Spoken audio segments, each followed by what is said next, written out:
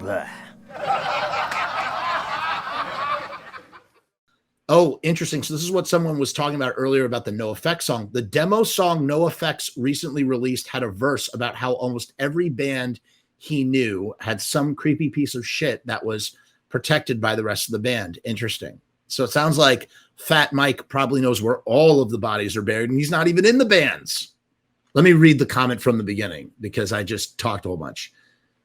I wouldn't dispute that, but I think the depravity of the Warped Tour scene was on another level, at least amongst its contemporaries, not comparing per se to the 70s with the likes of Bowie, Aerosmith, the Rolling Stones, etc., which have their own damning accusations. I was a regular attender and in the scene from the early 2000s to the early 2010s and Warped Tour. A had a much higher, this is all alleged based on a Reddit comment, had a much higher demographic of younger and underage attendees relative to other festivals. B, these underage attendees had a much higher volume of kids from troubled homes, lacked adult role models, had very low self-esteem of themselves, and their music itself was a primary outlet for identity and purpose. Many of these kids were already also active users of cigarettes, alcohol, and recreational drugs, as well as despite being of high school age. C, based on bullet point 2, most of these underage kids attended these festivals with friends and almost never had a responsible adult or role model to go with them who would look out for them and protect them. D, identity. These kids aren't just casual fans of these bands. They were their entire identity.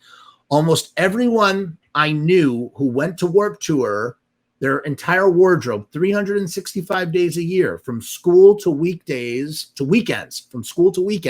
was band tees, either from Hot Topic, Spencer's, or shows they attended.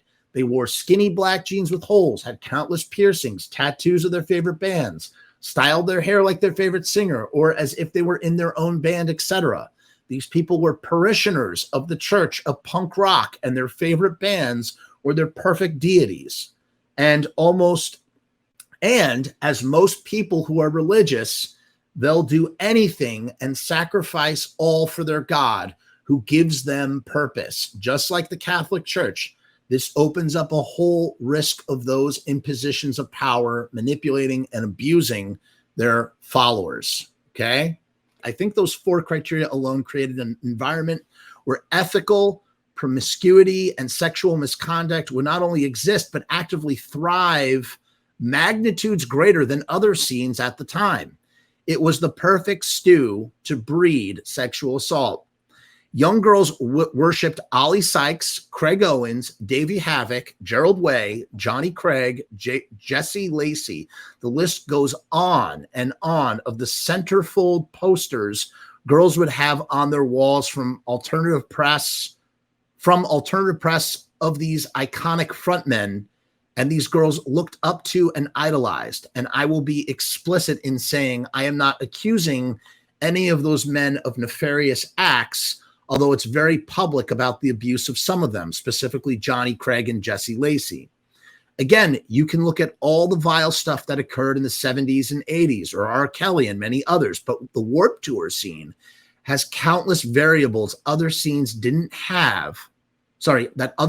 didn't, that allowed it to be a catalyst for much more rampant abuse against the most vulnerable.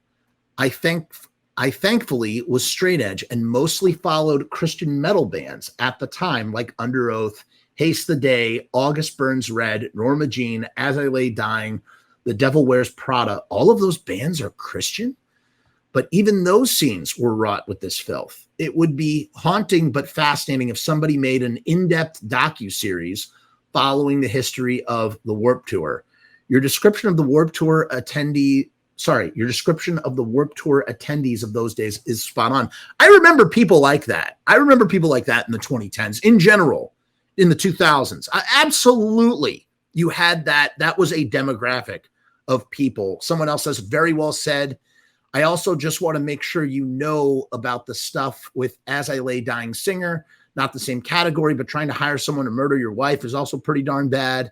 Obviously, you didn't say those bands you listed were perfect or anything, not trying to do a gotcha or a what about. I think there's a spreadsheet out there that lists the known accusations against Warped Tour bands. Boom! Holy shit, we have a spreadsheet. Fuck, man. Here you go. Here's the spreadsheet. I'll post this in the comments. Might as well. This will probably get clipped off as its own video. Okay, there's the doc. Oh my God, do we have to open this Pandora's box? Holy shit. Oh my goodness. You have a list of a lot. All right, I'm just going to open. All right, everything in this document here, just so we understand. Here's band accusations. Legal disclaimer. Everything in this document are accusations.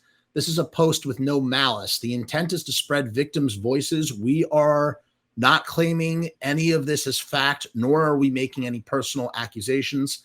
This info is entirely based on accusations found online and is within our legal right to compile the accusations into this list. And we will also say this is alleged. Some of this is alleged. Look at this. So there's the member, the band, the why, the response, additional info, and sources. Like, for instance, under additional info, still in the band. I mean, we could do a whole friggin' list. We could read down. I'm not going to do that now. But look, if you see here, I'll just scroll down. Here, let me make myself really small here. Here's the full list.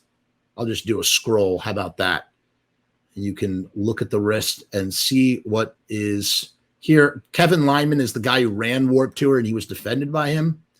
Boy, you would imagine that someone at some point would do a whole docuseries on Warped Tour. You know what's funny too, for a guy like Fat Mike, who must know where all the skeletons are, as we just said, because he was on, how many Warped Tours was he on? I mean, it sounds like he knows a lot, and he's just not. Joey Armstrong from Swimmers. Isn't Joey Armstrong is Billy Joe's kid, right? Cage the Elephant. A lot of stuff. A lot of stuff here. You have stuff that, it's a range of stuff, though. You have stuff from like mental abuse to statutory to assault, if you know what I mean, to what with minors, taking advantage of minors, grooming, caught making out with 15-year-olds. I think it's better to just show the list where you can see the name but not go through each individual thing. Stole nudes. You can see it here if you want to really read the details. That way we're not here for a million more hours. A lot of bad stuff. Giving drugs and alcohol to intoxicate for what kind of purposes. And then all of the additional info. Band accused of knowing, still touring, still in band. Happened before he was in the band. Accused by a fan, still in the band.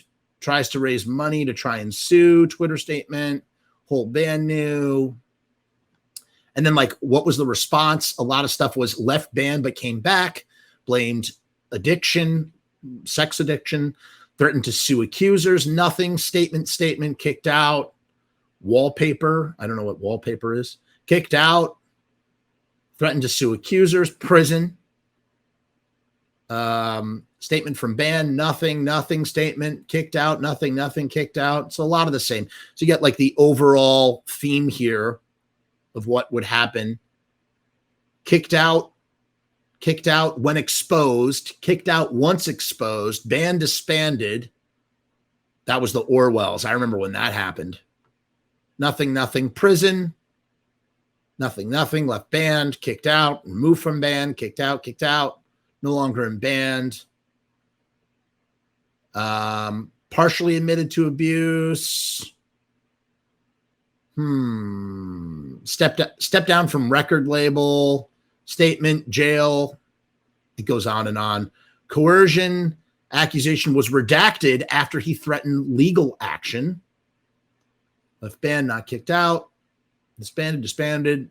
So a whole list of accusations, right? You can see them all here. Going down all the way down to the bottom, just so you see. Yeah, a lot.